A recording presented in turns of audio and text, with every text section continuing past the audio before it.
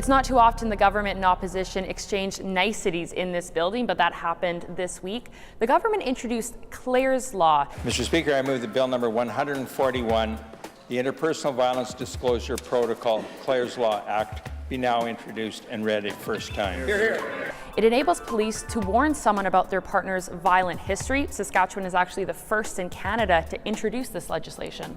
Yes, definitely was something that was foreshadowed months and months ago, something the government's been talking about doing. It was first done in the UK after a woman was killed by her partner. The police couldn't notify her family or her that she may be in danger, so Saskatchewan brought that in. We have very high domestic violence rates, the highest among provinces in Canada. So one thing that we saw, as you said, the NDP and the government agree on, even the Premier thanking the NDP critic Nicole Sarr for her work on this file as well.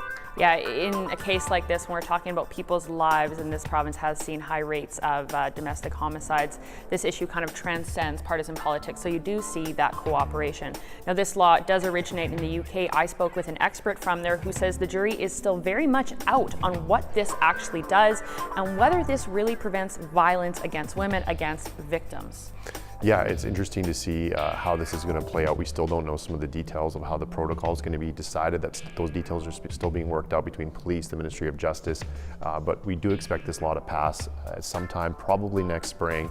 But it's going to be interesting to see what other things are done to fight domestic violence in the province. Stakeholders this week saying we need a mandatory education K-12 on healthy relationships. A lot of people don't even recognize a lot of the dynamics of intimate partner violence, which actually aren't all physical. So this is just one thing in the toolbox, part of a bigger plan, and also the NDP pointed out this doesn't cost the government anything.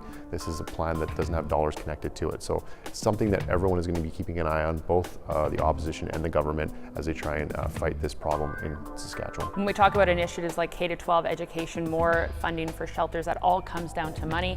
Spending decisions are made when the budget is released. We know the budget work is well underway. So what happens on the domestic violence front here, we'll have to wait and see.